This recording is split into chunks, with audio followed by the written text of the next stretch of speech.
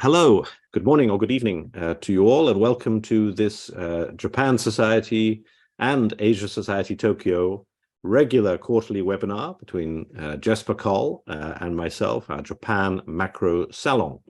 Thank you very much for all your support for the Japan Society and indeed for the Asia Society in Tokyo. Every quarter, Jesper and I meet together and shoot the breeze, shall we say, about the state of the Japanese economy, about where things are going. Jesper, as all of you will know, is resident in Japan for 40 years now. He has been an economist for many major investment banks. Now he is a director at Monex Group, a board director at the Okinawa Institute for Science and Technology, very pioneering institution, and at the Japan Catalyst Fund. Later in this discussion, we will welcome to join us Nobukatsu Kanehara, not an economist, a diplomat, but crucially, formerly Deputy Secretary General at the National Security Secretariat, now he is a professor at Doshisha University, but very much the go-to guy for discussions of national security, but also crucially of where the defense spending is going to go. But first, let's look at the state of the Japanese economy. Now, Jesper, should I be optimistic when I see the Shunto wage round producing higher rates than before, when Toyota giving a pretty large pay rise by recent standards, following some of the headline-grabbing ones from Uniqlo and Suntory and others? Or should I be worried that inflation's taking hold and that this is going to be bad for the fundamentals? It's one of the beauties of economic analysis, because for every good thing, there's a bad thing that's going to be happening. For every positive development, there is a negative storm somewhere brewing here. But when we look at the Japanese economy from a top-down, from a macroeconomic perspective here, it is very, very important to recognize a fundamental turning point. And that fundamental turning point is that Japanese domestic corporations are, for the first time in literally 20, 25 years, are actually investing in productive capital. So business investment expenditure is actually growing steadily. And even in the latest Tankan survey, just out last week, you saw that the initial projection for this new fiscal year is for business spending to grow by about 4%. Which is very nice. This is always, it's the first survey of the new financial year. Companies are always conservative. It's very likely to be revised up. But on top of this improvement, this investment in productive capital, you are actually seeing for the first time in 25 years investment in human capital. You've mentioned the Shunto. It looks like the number is going to be somewhere between 2.5% and 3% in terms of the aggregate average, pay increase.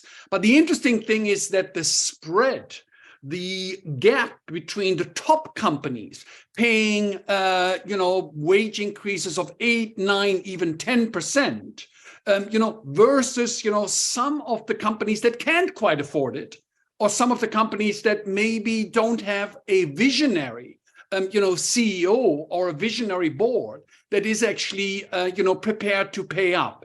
And I think that the metabolism here in the Japanese economy is now actually beginning to increase in a sort of, simplified way. For the last 30 years, it was sort of like everybody on the same way, right? Everybody pulling together, nobody really breaking ranks. Now, the leading companies are starting to break ranks. And as a result of that, you actually find that the liquidity, that the metabolism in corporate Japan is actually improving very, very nicely. So yes, I think net, I do think that we're seeing, a positive inflection point for the overall economy. I do think that the threat to inflation is going to be contained by the fact that some of the weak players are going to start to fall by the wayside. And this is very, very important. And in fact, Prime Minister Kishida is actually beginning to modify, the way M&A transactions, the way corporate spin-offs are being taxed, so that actually the industrial consolidation, is actually going to start to be accelerating. Because remember, I think last time we talked about, the great black spot, as it were, the great dark side of the Japanese economy, where you now have 13% of companies being zombie companies, and a zombie company being defined by a company that has not been able to pay for 5 consecutive years its interest expense out of current profit. That's now 13%, up from about 5% before COVID. Now that the COVID support measures are ending, now that the strong companies are investing in human capital, are investing in productive capital, I do expect that the gap between the good and the bad, as it were, is going to start to widen. And the net effect is going to be that inflation is also going to be contained, because some of the resources are actually going to be freed up as those zombie companies, begin to get consolidated. Well, that would be a remarkable change, and that would be a very, very important inflection point, I think. What really is pulling business investment to increase? I mean, obviously, those aren't spectacular increases you were describing, but you don't want it to surge and fall. You want it to be steady over time, really. What is their incentive to invest at the moment? I mean, is it that they see domestic demand growing? Is it that they have a labor shortage? Is it that they see perhaps this opportunity that some of their zombie competitors are going to disappear? Yeah, it's a combination of all the factors, that you mentioned. I think that, the realization that Japan needs to get more capital intensive as the war for talent, as the labor shortage really becomes much, much more pronounced. I mean, Bill, if you come to Tokyo now, I beg you to find a 7-Eleven or Lawson where there isn't an automatic checkout machine. Now, that, as you know, was anathema. That was impossible to even contemplate, even just 2 years ago. So it is interesting that you see the non-manufacturing sector. So, the retailers, the distribution sectors, they are actually the ones where, for the first time in a long, long time, investment in machinery, investment in better equipment is actually starting to change. So as a result of that, the capital to labor ratio, which had been declining and declining and declining in the service sector, with companies hoarding labor and under-investing in productive and better machinery, now finally this is starting to actually correct itself.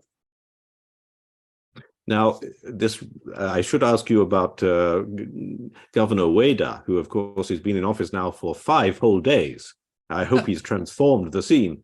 But first, I'm going to quickly ask you, a lot of people in Europe are getting either excited or terrified by artificial intelligence, by ChatGPT, yes, and how that these chatbots will produce Japan macro salons and put Jesper Koll and Bill Emmott out of a job.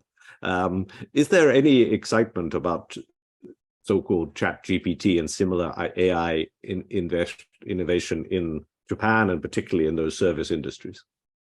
I think the answer is yes. And slowly but surely, sort of the Japanese language versions of this, are starting to come through here. There is also amongst the policymakers, sort of a nice level of concern over this. In fact, I gave a presentation at the Keidanren, at the big business organization, a couple of weeks ago. And, they asked me, after the usual presentation, well, what about ChatGPT, right? And I, trying to be provocative, I said, well, the most interesting thing about ChatGPT is the fact that the Communist Party of China shut it out after 2 hours. No, but, again, the reality is that, look, Japanese companies embracing technology had always been, something that came easy to the industrial sector, because the manufacturing sector is, of course, exposed to global competition. Now I think that the scarcity of labor in the domestic service sector is actually driving the focus, right, to look for better machinery, to look for better ways of doing things. I actually am quite positive, right, and quite hopeful that indeed the new artificial intelligence technologies are going to start to be implemented here in Japan and actually help boost some of the productivity, because now the service sector has nowhere to go. For the last 25 years, the service sector had excess labor. Now you're fighting for labor. So if you don't have the best machinery, if you don't have a smarter way of doing business, if you don't think about how to use technology in a better way, even the sort of 70-year-old CEO of an established service company, now he has to start to think, what is AI?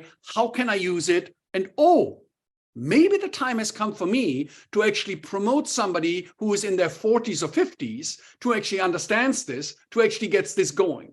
And it's going to be very interesting. I predict for this year, right, this, change of corporate leadership in Japan, the real generational change really accelerating very, very sharply, particularly amongst the small and medium-sized companies. That's, I think, what makes it very, very exciting here in Japan.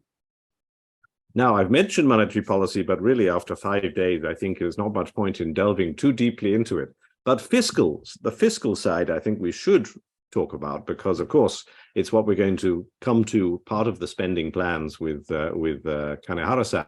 But as a long-distance observer, it seems to me the Kishida government has been producing a series of pretty ambitious announcements, ambitious in the sense that they cost quite a lot of money, whether it's on childcare, dramatic things about childcare, not so expensive, but a quite ambitious plan about educational exchange between overseas students, wanting to get 500,000 Japanese students studying abroad, dramatic increase, of course, defense spending. Where are these trade-offs going to bite, do you think? I mean, in other words, is there a feeling that you're going to get a real kind of political crunch on this, or are plans cheap and actions being rather different things?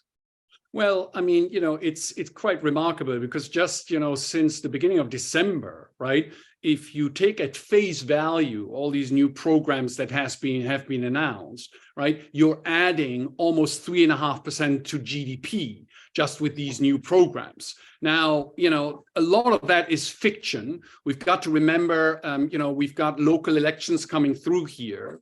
And there are actually some developments that are not particularly encouraging. For example, you mentioned the child support, which I think, everybody should be in favor of, right? But the interesting thing is that the child support policy actually got changed. It now does not take into account means testing. So child support, was actually very gradated, right? So if you were a high income earner, you got much less than if you were a low income earner. Right. And there's a little bit of what the Japanese call baramaki, just sort of spreading the butter around, before these elections coming. And from a fiscal sustainability, and really from how should the budget being run, because there is fat in the overall programs. There are excessive entitlements here and there, but right now, the excessive entitlements become more excessive rather than being means tested or being applied, right, into a way that actually redistributes, right, from the rich to the poor, which is quite interesting, because Kishida started out. Remember, we all thought, oh my God, here's the great redistribution guy who's going to tax the rich. And now, actually, sort of a year and a half into the programs, you actually see that, no, actually, everybody gets the money. Yeah, no, that's right. That is quite a remarkable turnaround, I have to say. Well, let's ask Kanehara-san to join us. If you're there, Nobukatsu. Yeah, there you are. Brilliant. Hi. Let me introduce again Nobukatsu Kanehara, former Deputy Secretary General of the National Security Secretariat, now Professor at Doshisha University, Faculty of Law. As you heard, Jesper and I have been talking about all of this money that is going to be spent. And the biggest part is exactly what you've been advocating for many years in defense and national security. But spending large sums of money for a defense bureaucracy that has not been used to this won't be actually all that easy to do.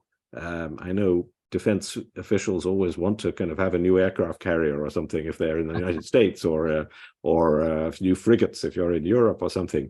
But nevertheless, actually getting these programs underway is going to take time.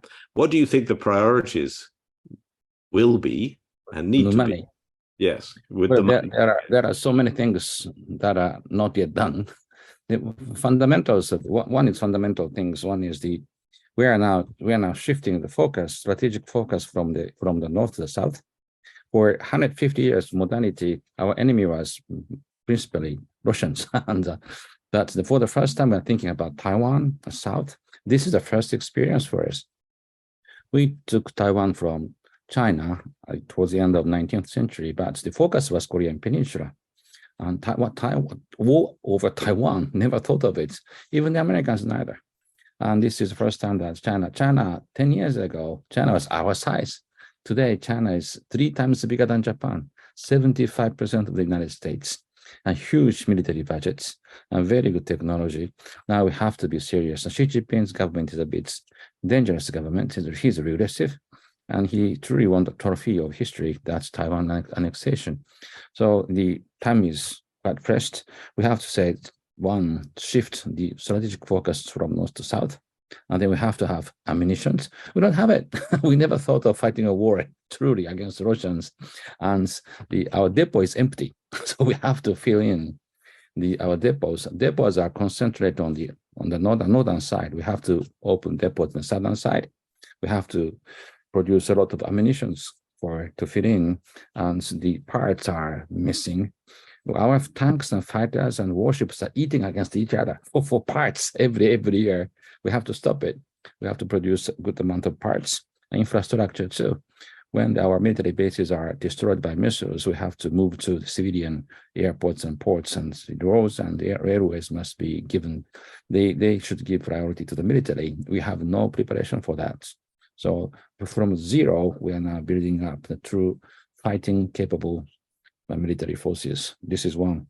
And sorry to interrupt, Nobu, that shift from north to south, does that mean base infrastructure being built? Obviously, you've got it in Okinawa, but further south, I mean, in the Nansei Islands, is this going to be? Yeah, it's a very different battlefield.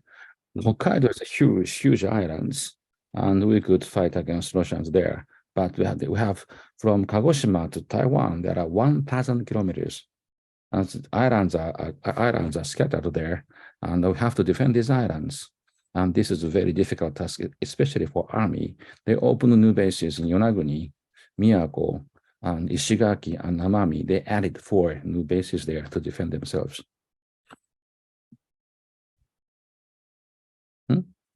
And I should also have said to our audience that we really would welcome your questions at any time. Please write them into the Q&A function, and I will pick them out and throw them in the direction of Jesper Koll and Nobukatsu Kanehara whenever it feels appropriate. But what about recruitment? Jesper likes to joke, I know, that the biggest item in defense budget this year is air conditioning, to make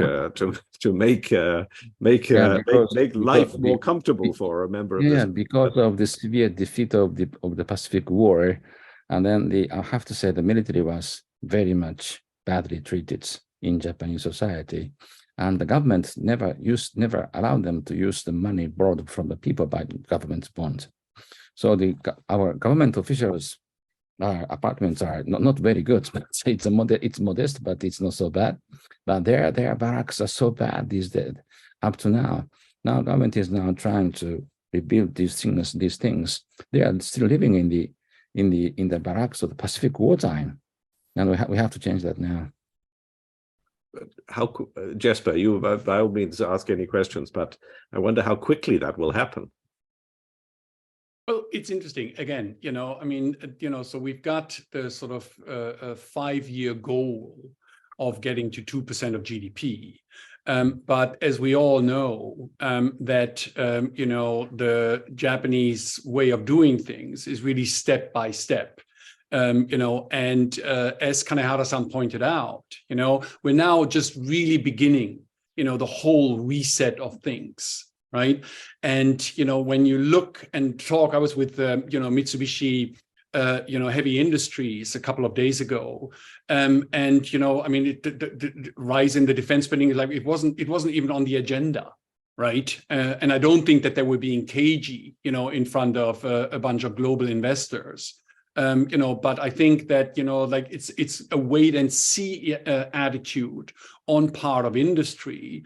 I think, as Kanehara-san pointed out, and I would love him to elaborate on that, sort of changing the image, the perception, of what the self-defense forces are for, the role that they play in society.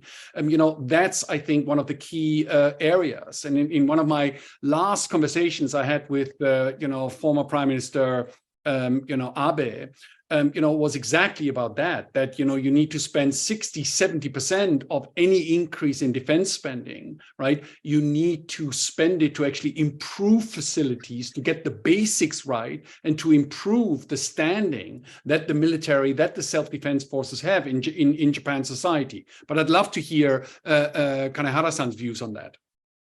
Okay, the image of our self-defense forces, it's a military force. It's not imperial army, not at all. Imperial army had 10 million soldiers. We no longer have that. They are professional military. They are not the politicized people. And I have to say, their image changed drastically. In the opinion poll 2 or 3 years ago, what is the most trusted state organ in Japan? Okay, number one, self-defense forces. Wow. What is the least trusted government organ? The number one is national diet. This is Japanese people's appreciation these days. And I have to say, the external situation changed a lot. Abe-san was hustling to build up our army again to cope with the Chinese rise, because they became 3 times bigger than Japan during his tenure of office.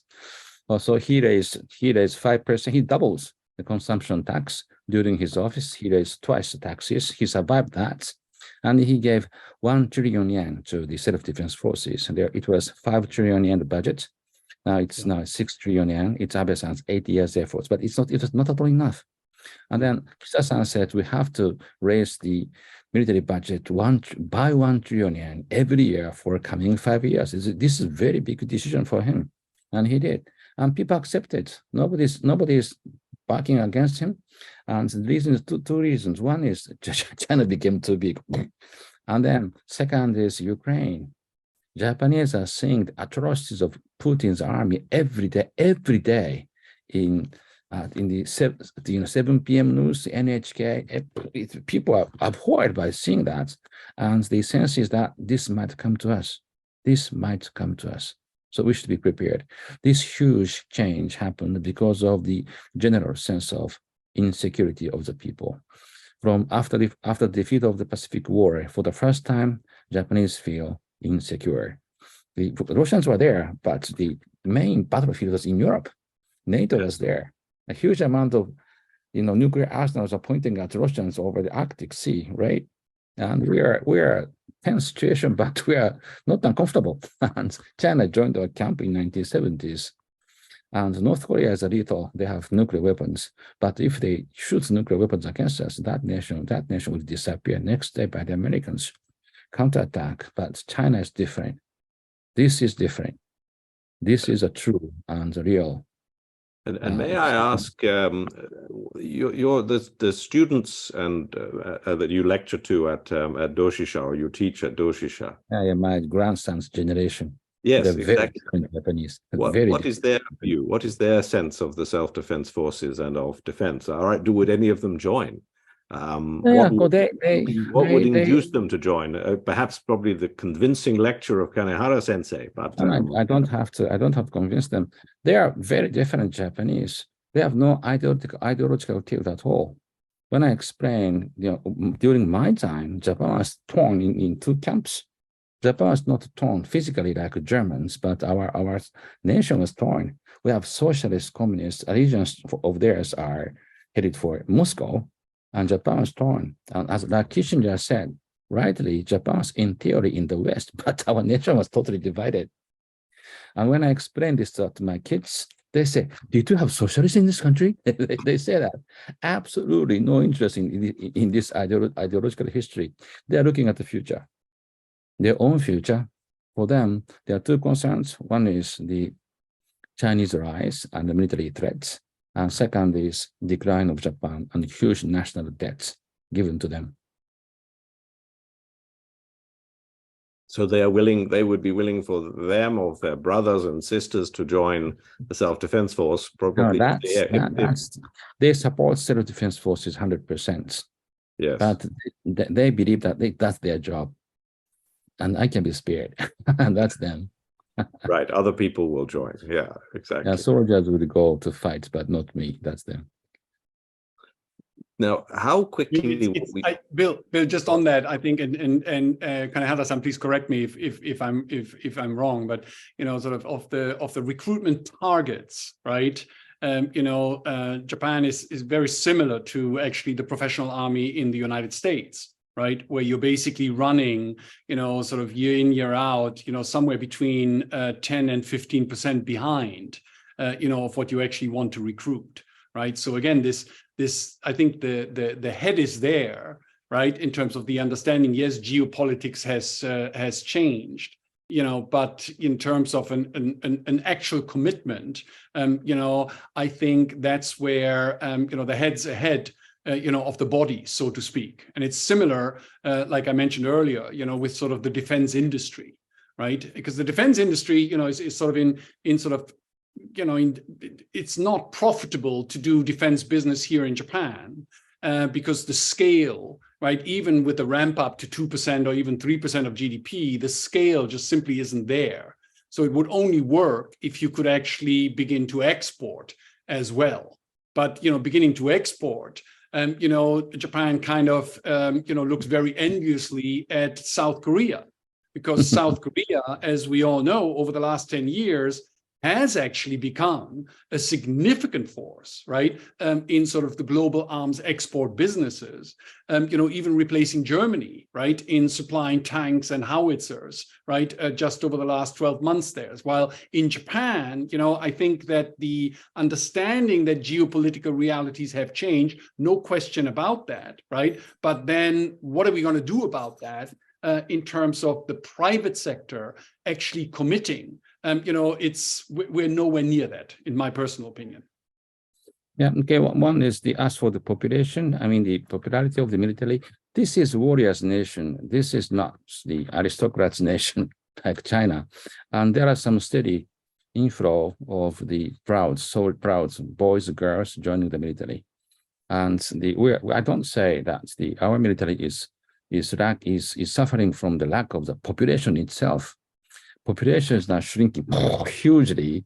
Last year we lost 800,000 people, and the newly born babies number is smaller than the death is natural death 1.35 million, and yep. The newly born babies are I think less than 900,000. This is shrinking, so this is a problem. How to cope with it is very simple. We have to use more drones, robots, and we have to engage more girl soldiers. But they don't have to fight in the battlefield. They fight with the joystick in the underground with the robots. So we have to change the structure of the military using more AI, drones, and the robots. This is one direction to go. Industry, I have said that our Koreans, they have national goal to be a militarily strong nation, and they're on exports. The government is helping them heavily, and there's national consensus that they have to do it, and they are successful. Great. Our industries, defense industry is very different. We have the heavy defeat of Pacific War. They cleanse themselves totally from the military affairs. The military section is very small. Military section is in the heavy industries, 5-6% of their profits, and they don't produce money. And the activists are saying the SDG, not military, and that's what's going on here. And still, the CEOs, managers are concerned about the public image, the death merchant, and these things. But things are now changing. One, money is coming in. Profit is very thin with the Japanese defense industry simply because our defense ministry didn't pay. So that's the reason why there was not much profit. Now they have a huge amount of money. The money is being powered in that defense industry. They have to change. One. Two, public image is now changing. If they say we don't cooperate for national defense, well, what is that? The public mood is now changing, and they have to change their mind for the investment. And exports was not possible, not only because public image and government restriction was quite severe. When I'm losing it slowly and slowly, we have Komeito and the opposition people. They are still sticking to very much pacifist creed. We have to persuade them, but government is now loosening up its restrictions upon the arms sale. But when the industry is weak and they have no appetite for investments, they could not export. But if they expand their production lines and with some investment from the governments, if they can expand their production lines, now they have to think twice. Can they export things? Our weapons are, I have to say, better than the Korean ones, far better, but it's very expensive. So we have to produce some new lines for exports-oriented products of the weapons. Now, and clearly the GCAP Joint Combat Air Project is partly designed to satisfy such an export market in Europe and elsewhere in the long time in the future, but and of course for the components. But let me focus though on. Can I just add one more thing? I have to. Our military, our defense industry must be reorganized, realigned. That's absolute necessity. The many heavy industries and electronic companies and the small parts are in charge of the defense. In Japan, we have to realign these things like Americans did that just after the Cold War. We have to. Maybe you have only. Maybe two companies are enough, Japan United and Nippon United. And we have to realign defense industry to galvanize again their military production. Thank you. Right, and get the scale, yes. Now, I've got a question has come in about cybersecurity, which I shall pose. That's going at zero. Zero.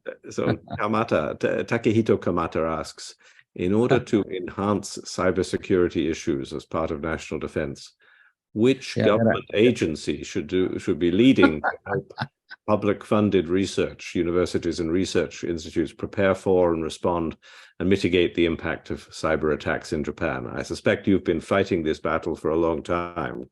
And this is a Fuji mountain to climb. It's a very difficult one. There are so many hurdles here. One, we have to have a true cyber army. Our cyber army is 500. It's a joke, right? Why is that so? Simply because our stupid government imposed them the restrictions not enter anybody else's computer. So they can't fight. They have nothing to do. So they don't expand. So we have to change this. One. Two, our military is responsible for their only military things. They have no authority to cover the whole government and the critical infrastructure. To use them for that purpose, it's not defense minister, it's prime minister. So prime minister's office must be created for cybersecurity. We have NISC, the cybersecurity office in the prime minister's office. It's too small, it's 100. It's again a joke. We have to expand that. We have a cybersecurity director just under prime minister and order our cyber army, expanded one, to cover the governments and the whole governments. What to protect them? We don't have the government's cloud. We have to have a government's cloud. We have nothing to protect now. All the officials have in their personal computer, they store the data. Everybody is happy to steal everything from there. It's so weak. We have to have the governmental cloud there. And then we have to have big firewall. For that purpose, Japanese companies are too small. We have to borrow capabilities of the Apple or Amazon, these things, together with Japanese companies.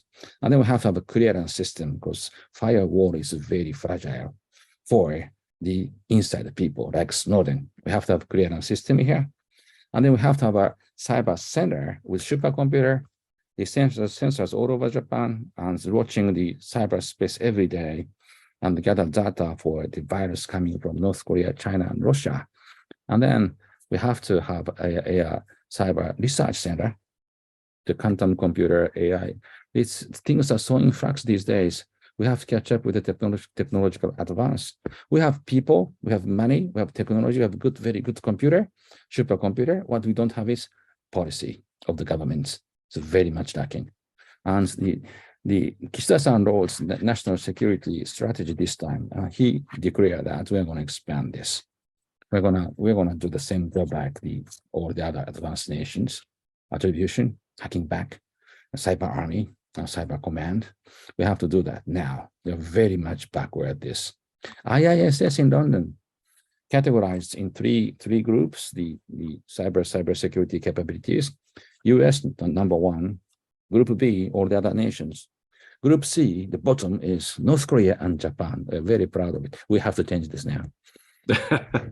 Yes, indeed. No, my friends at IISS were quite enjoyed that. Now, let me, while we've still got you, Bill, there's one wonderful data point that you can bring on that, which is that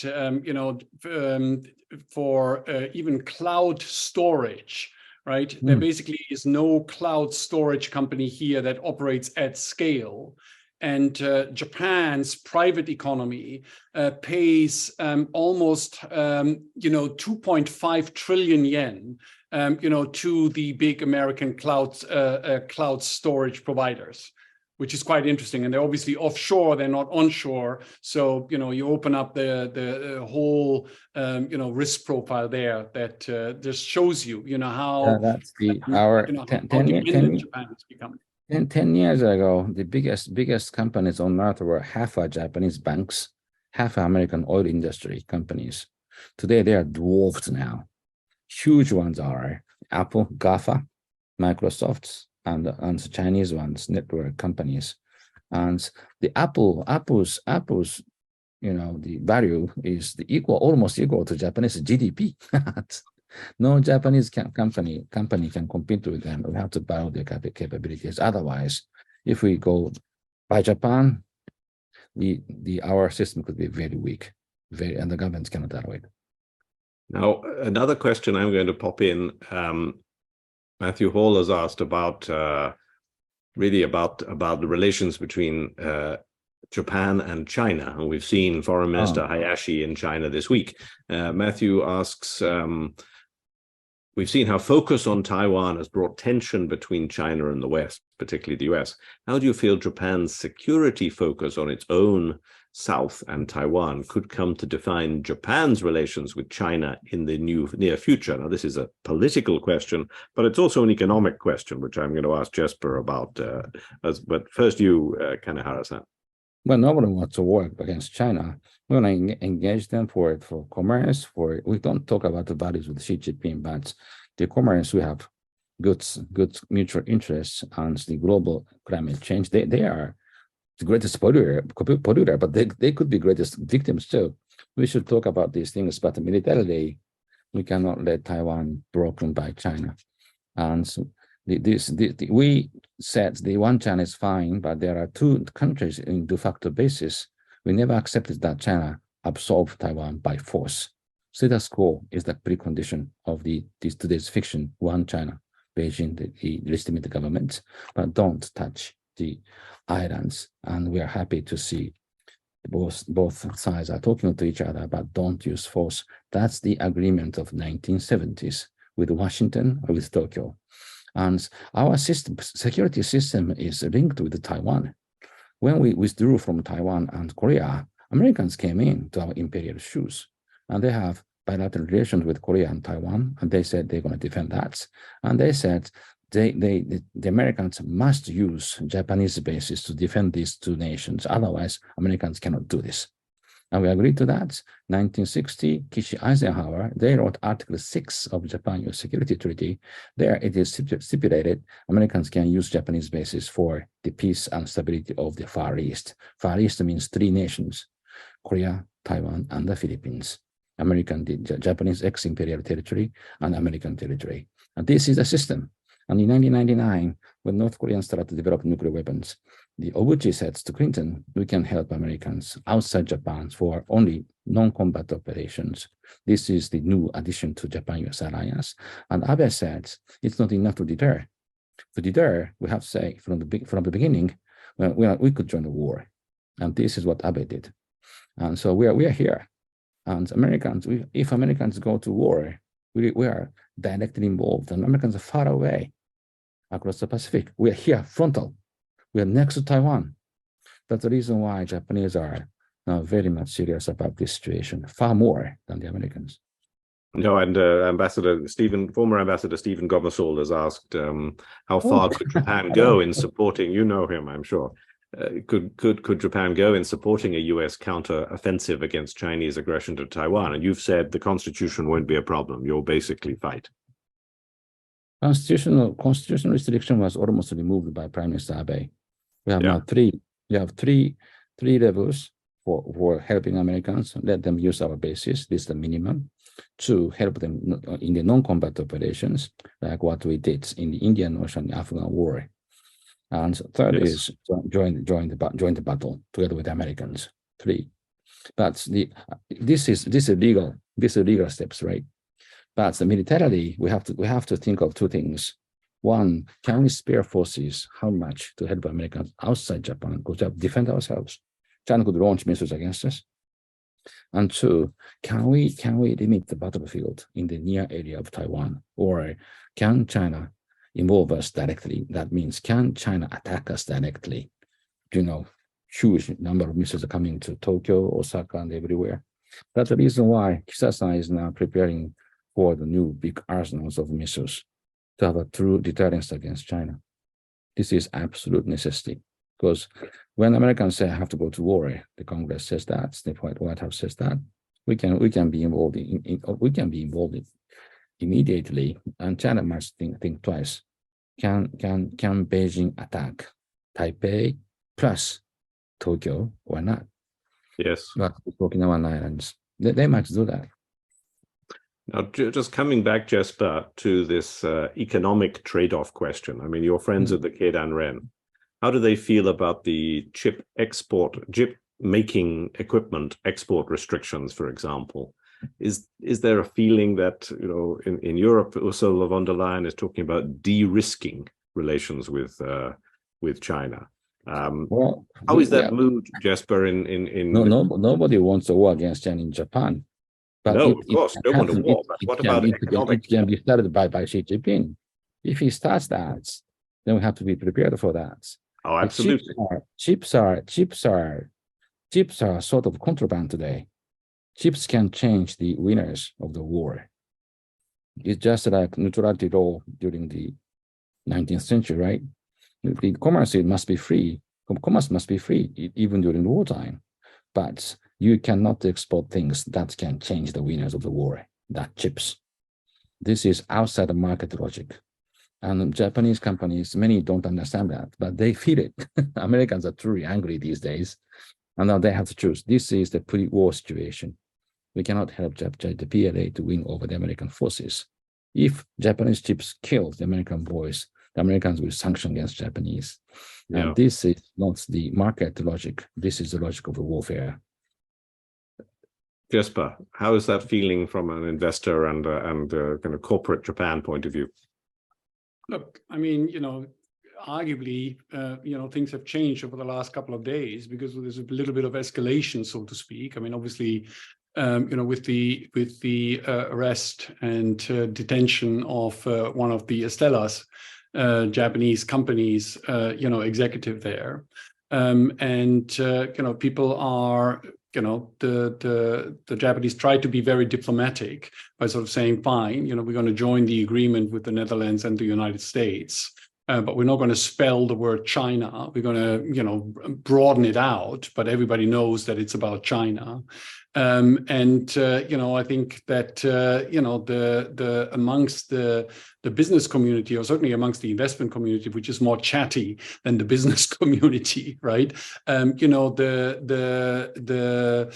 the trying to starve off the People's Republic of China, right, from leading edge Japanese semiconductor equipment technology, right? I mean, look, let's see how the Chinese are going to retaliate, so to speak, right? That's what people are very worried about, right? In terms of investment flows, right? This restructuring, rebuilding of the supply chain, et cetera, et cetera. I mean, that's all obvious. That's part and parcel of the course already, but restricting and really choking off the flow of oxygen, right, for leading edge technology, right, with one fell swoop, that's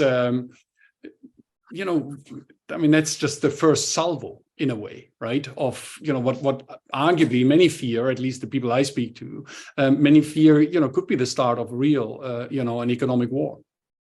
Yeah, the business people are not, of course, not very happy because they have to abandon Chinese market for chips. But for us, say, I have to say, for us, 8 years, we're working with the business community. Towards the end of the Abe government, we started to talk about the economic security, what we call economic security, because the Trump administration started this. And my government was very quick to react to that. And since then, for 6, 7, 8 years, we are continuing to talk to the business people. Sir, this is not the business things. Business is dependent upon the security. This is not separable. And if the war happens, this changes drastically the situation. You want to lose huge amount of money. We have to stop it.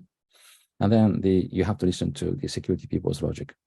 And it's gradually coming into our business community.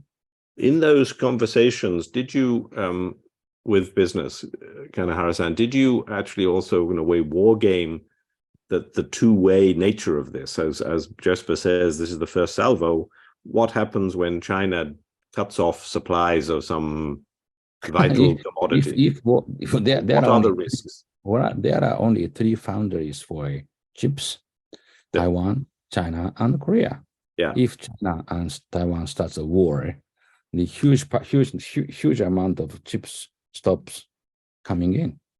No, I understand that. I understand that, Kanehara-san, but China can retaliate with other materials that may where there are issues of security of supply. Economic security works both ways. We are talking about business on one edge, but on the other edge, we're talking about the war, killing, quarantine, or contraband control. These things can start after the war, and boys die there massively. American soldiers, Japanese soldiers. This is not about money. This is the message from the government. No, but what I mean is the other part of the message from the government must be we must prepare for resilience. We are going to lose huge amount of money. Government must pay for that. 100 trillion yen must be used for the war and helping people after that. And huge amount of destruction can happen in Japan. We have to stop that. Business is important, of course, but if that invites war, it's a wrong decision. No, this is something that we have to make people understand. It's not easy. It's not easy. We're talking to them for 8 years. Well, it's a very sobering point on which to finish this part of the conversation. They are making huge amount of money with China. Without China, business is not conceivable in many companies in Japan. It's not easy to persuade them, but we have to. No, indeed, I'm sure. So, well, look, thank you so much for joining us, Kanehara-san. It's been a very stimulating, even if sobering conversation. It's an important background to the economic conversation. Right. But thank you very much, and I look forward to seeing you again soon in Tokyo or somewhere else. Thank you very much. Thanks very much. Now, Jesper, I mean, in terms of the non-defense economy, but also remember the trade-offs, if you like, outside this. Well, let me pop. Maybe first, before moving on, I'm going to just pop in one question, an industrial question that Jean-Yves Collin has put in. I mean, he says, isn't it possible to imagine industrial cooperation between Japan and Republic of Korea in the defense industry? How do you think about that as an investor? Is that conceivable? Look, I mean, this is where it gets interesting, right? Because I mean, fine. So there are geostrategic reasons, political reasons for why we need to do this. That's okay. So we're going to have to shift a little bit, from bread and gun, towards a greater balance towards guns. So, in the classic economic trade-off thing, right? Now, the question is, how to best accomplish that. And if Japan falls into the trap of trying to do everything on its own, right, then you're going to have significant loss of productivity. You're going to have significant inflation risks, bad inflation risks here in Japan. It's kind of like, sometimes some conservatives here argue, oh, Japan needs to get self-sufficient on food. Well, only 40% of the people's caloric intake, is produced here in Japan. If you really want to become self-sufficient, you're going back to the 14th century.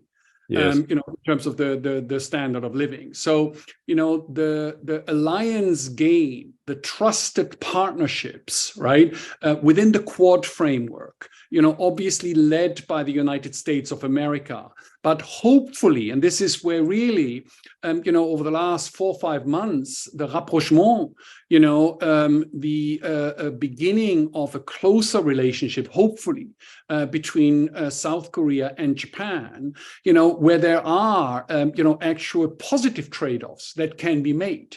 Let me give you one specific example.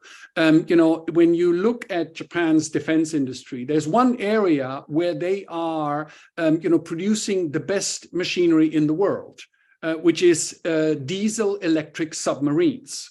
They are the undisputed leaders there in terms of the efficiency, in terms of the silence, the maneuverability, everything that you need. And as you probably remember, Bill, electric diesel, submarines are the workhorses. I mean, that's how you control your underwater cables, your pipelines, et cetera, et cetera. You don't need the nuclear submarines for that, right? Mm.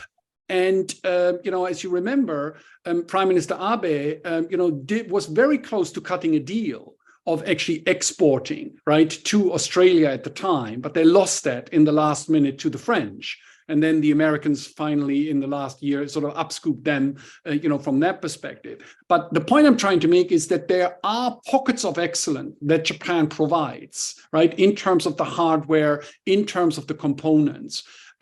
Shifting, trying to secure the entire supply chain, of the military, back to Japan to self-sufficiency would be lunacy, and so working out these agreements and really getting the partnership, right, within the Quad, led by the United States and Japan, getting that worked out is going to be absolutely crucial. And there's a lot of work to be done because, exactly, as Kanehara-san said, the focus over the last 30 years was on economic efficiency, right, was on profitability. Now the focus has shifted. It's no longer just about efficiency and profitability at all costs. National economic security is going to become a big guiding principle, and working out the burden sharing and, the trade-offs. That's, where, Japan Inc., and by that, I mean the bureaucracy, the politicians, and the business leaders, are facing a daunting challenge. Absolutely. Now, I'm going to bring in a question that really came from your earlier conversations about the inflection point in the Japanese economy. Mm. So before I forget it, just to bring it back, and then we can go on to some other final topics in our last 5 minutes. But here, let me read this from Richard Dunn. Thank you for your comments, Jesper. I get and agree with the signs of baby bamboo shoots in the Japanese economy. Having said this, as a non-Japanese investor, especially given the enormous move to passive index-linked investments and the downsizing which has occurred across the board on both buy and sell side, where do I find and how do I find really smart investment managers who accept retail money? I've been looking for 2 years and all I find is unfortunately very mediocre. What should a retail investor do? How is that? How does a retail investor make his bet on what you're saying? Well, Richard, it's great to hear from you. Richard used to be my boss, but look, I think, for the retail investor, right? I think, look, the Warren Buffett advice of sticking with index funds, is probably the right way, to go about this. For the slightly more, sophisticated, retail investor. I do actually think, that there is, new managers that are emerging here in Japan, as well as based offshore, because the opportunity set, whether it is in the activist space, whether it derives from the fact that, yes, the corporate metabolism is increasing, yes, shareholder value is no longer a dirty word. Yes, pressure from activists and engaged investors, is actually starting to yield very proper results. There are very, very good funds and very, very good fund managers, and indeed a new generation of fund managers that are out there. So Richard and anybody else, the next time you come to Tokyo, buy me a drink and I'll give you some names. Very good. Excellent incentive. Now, other things, the last 5 minutes we should just pop in some other points. I mean, one is just to clear out of the way. I mean, in Europe, we are all somewhat nervous about banking instability, particularly seeing perhaps what's the sudden merger of UBS and Credit Suisse, looking around to see whether there are, if you like, time bombs in the financial system that we should be worrying about, even in the British financial system. How does that look from Japan? Does the banking system feel just completely rock solid?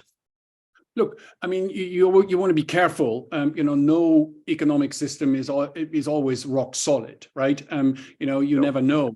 But I think from a systemic perspective, the fact that Japan's primary banking system, did get consolidated under Prime Minister Koizumi, that the Japanese mega banks, are very, very well capitalized, and that the supervision that they get from a unified regulator, right? And this is something that's very, very important, right? Because people always forget, that Japan is the only, at least as far as I can see, is the only country that actually didn't waste its financial crisis of the mid-1990s, in the sense of that they actually unified the regulatory system into the FSA. Remember, it used to be a very fragmented regulatory system. There was a lot of regulatory arbitrage that took place here in Japan, and that did ultimately contribute to the bubble economy.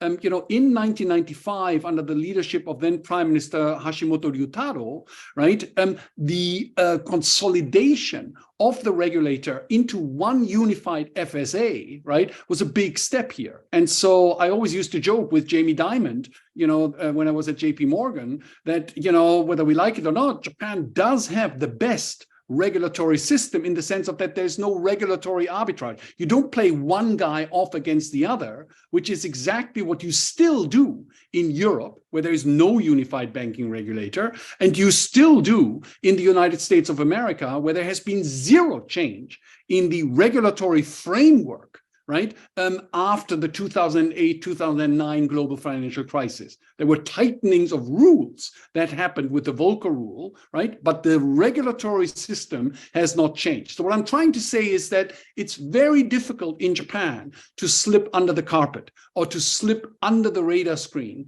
right, of the financial regulator. It makes my life as an investor tough sometimes, because yes, they do watch and they do know what is going on. But from a systemic perspective, I think it's very, very important to recognize that actually Japan does have, both for the primary banking system, for the insurance system, for the securities companies, does have actually a very, very unified and well-working regulatory framework.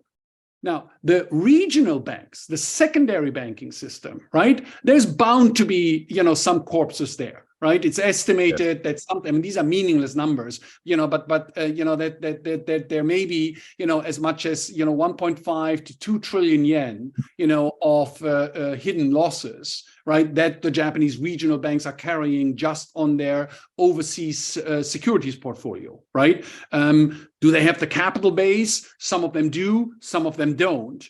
And in my personal opinion, and I think I mentioned this the last time around, one of the great works that the new leadership team at the Bank of Japan is going to be doing, in my opinion, is to actually consolidate the secondary banking system, right? That's why it's so interesting that Ueda the new governor Ueda's deputy governor is the former head of the FSA, Mr. Himino. And Yes. you know, if you're the head of the FSA, you know where all the bodies are buried in the secondary banking system, and doing that roll up, which many people have been advocating, you know, for a long, long time, finally starting to gather speed, I think is something that we're going to be watching out for.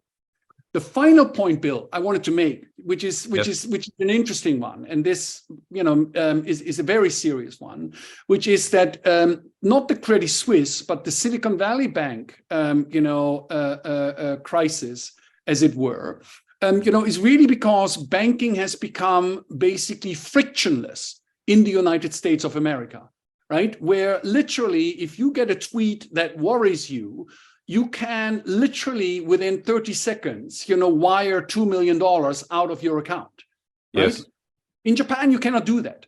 Japanese banking is very, very filled with friction, right? Which can drive you mad as a consumer, right? Because you can't just furikomi, you can't just send, you know, $1 million. It doesn't work, right? No. Even if you send 500,000 yen, you got to fill out 18 forms and get 15 phone calls. I'm exaggerating, obviously, right? But, you know, I think one of the deeper lessons from the Silicon Valley banking crisis is that banking has become frictionless. And as it has become frictionless, right, the herding mentality and the risk to actually go in the wrong direction, right? Bank runs are now possible, you know, within half an hour. They used to take, you know, a week. Yes. No, that's a very powerful point. And at last, a bit of friction and good old rigidity in Japan is a good thing in that sense. Exactly. Excellent. Well, thank you so much, Jesper, as always. And belated thanks again to Kanehara-san for his great contribution. It's been wonderful as ever to shoot the breeze with you, Jesper. We will do so again in 3 months' time. And I thank, there is Kanehara-san, so we can wave him also goodbye. I wish you both very good evenings. Thank you to all the audience for joining us and for your excellent questions, and see you all next time.